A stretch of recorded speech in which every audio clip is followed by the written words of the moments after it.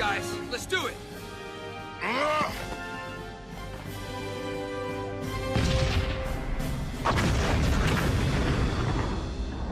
Forever Red, the 10th anniversary special of Power Rangers. We're now over 20 years since this has aired, and today it's time to answer the age-old question, does it hold up? My name is Red Ranger Ryder, and this is my new segment called Does It Hold Up, where I take either an episode or an arc from Power Rangers past and watch it in the present and answer the age-old question, does it hold up? Today we're looking at Forever Red, which was the 10th anniversary of Power Rangers and features 10 returning Red Rangers. Everyone except for Rocky comes back. And today we're going to dive in and let's get started right from the beginning, where we have Andros learning that the Machine Empire is still out there and they're uncovering Serpentera. And then they start to recruit all the Red Rangers.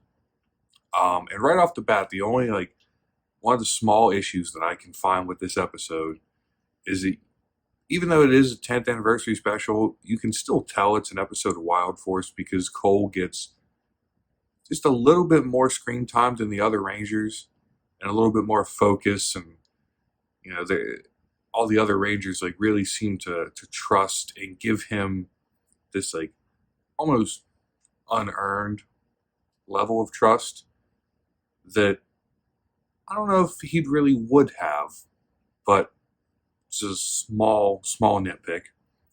So we have all the Rangers come together. One by one, they all come back. Tommy might have my favorite entrance, but that's just because he is my personal favorite Power Ranger. Jason's entrance is cool. So then we have this little unmorphed warehouse fight, which kind of looks eerily similar to the warehouse where they all met, but this one is now on the moon, which we'll get into one of my other nitpicks here in a second. So they have this unmorphed fight sequence. It's pretty cool. And the Machine Empire generals escape. Little side note, one of the generals is named General Venjix, which at this point, if you fast forward 7 years, the main villain of Power Rangers RPM is also called Venjix. So I don't know if that was just an oversight or if Venjix is an homage to this character, but something to think about. So then you have the Machine Empire generals. They're trying to get the Serpentera to bring it back to take over the Earth. And then the remaining 2 Red Rangers, the Red Alien Ranger and then Leo, show up. Leo gets a cool little moment where he goes back and pulls the Quasar Saber. Kind of cool. And then you get all 10 Power Rangers. They morph, reuse their old morphing sequence, which budget, I guess there was they did kind of run out of budget filming this, so I can forgive them for that. So then you have probably the best part of this episode, which all 10 Rangers, they break off into teams of 2. And then they start having these crazy action scenes, which Power Rangers has never seen anything like it since. And if they could go back and recreate some of this stuff, I think it would pay off immensely. Tommy has this scene, I can't remember what it's called, the flying Zeo kick or something, where midair he spins and then does a kick, and then the frame stops in slow motion. It's probably the coolest Power Rangers shot ever. The cinematography in all of their fights is honestly top-notch Power Rangers. I don't think it's ever topped that, and I don't know if we ever will get anything that good ever again. So now is when my second nitpick of Forever Red comes in. One, how are they able to breathe on the moon? They're all unmasked, just out in civilian clothes on the moon. They're all breathing. That's a small nitpick. My second one is, again, they want to give this focus to Cole. He has to save the day. The Machine Empire, one of the generals, gets to Serpentera and he activates it and he starts to try to take over the Earth. And then Cole calls his Wild Force cycle. How it gets to the moon, I don't know. but then all laws of physics just disappear. Somehow he is able to like start and stop this motorcycle midair. He does like one of those like Akira, skid stop things. It doesn't make sense. It's a nitpick. It's a kid's show. I get it, but when I watched it, as a 25-year-old, I did notice that was ridiculous. So moving on from that, but just something I had to bring up. Then Cole decides that the only way is for him to drive Wild Force Cycle into Serpentera, and it explodes, and he saves the day.